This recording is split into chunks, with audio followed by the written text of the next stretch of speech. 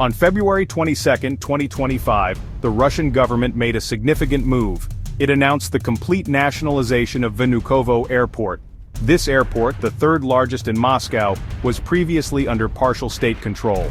The remaining shares, held by one of Russia's most prominent oligarchs, were swiftly brought under full government ownership. This sudden shift sent ripples through both the Russian business sector and the international community. It raises questions about the direction of Russia's internal policies and its stance on the global stage. The move was immediately linked to the ongoing war in Ukraine by analysts. The timing of the nationalization, amidst heightened geopolitical tensions, is hard to ignore. It points to a potential trend of increased government control over strategic assets within Russia. The Kremlin's motivations, however, remain a subject of much speculation. Vnukovo Airport has a complex ownership history. For years, it was a symbol of Russia's transition to a market economy after the collapse of the Soviet Union. A majority stake in the airport, 75%, was held by Vladimir Potanin. Potanin is a prominent figure in the Russian oligarchy. He amassed significant wealth in the years following the Soviet Union's dissolution. The remaining 25% stake in Vnukovo Airport remained under state control. This arrangement represented a common pattern in post-Soviet Russia. Key industries saw a division of ownership between private individuals, often oligarchs with close ties to the government and the state itself.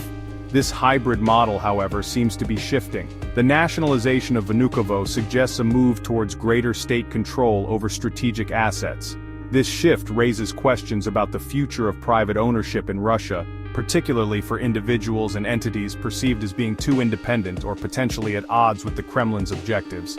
It also underscores the growing influence of the state in the Russian economy. The immediate reasons behind the nationalization of Vnukovo Airport are not entirely clear. The Kremlin has not provided a detailed explanation for the move. However, several factors likely contributed to this decision. The most obvious is the ongoing war in Ukraine.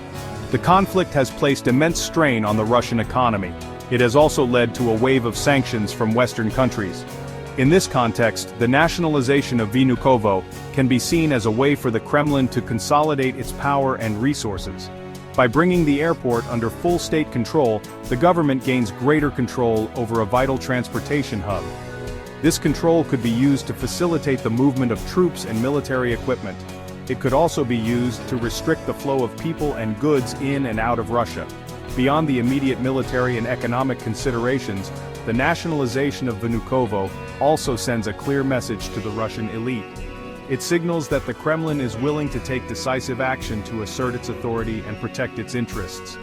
This message is likely to resonate strongly within the oligarchic circles, reminding them of the state's ultimate power.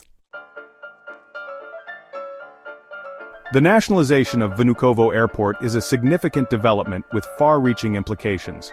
For Russia, it represents a further consolidation of state power and a move away from the hybrid economic model that has characterized the country since the fall of the Soviet Union. This shift could have profound consequences for the Russian economy, potentially leading to decreased foreign investment and increased isolation from global markets. On the international stage, the nationalization is likely to further strain relations between Russia and the West.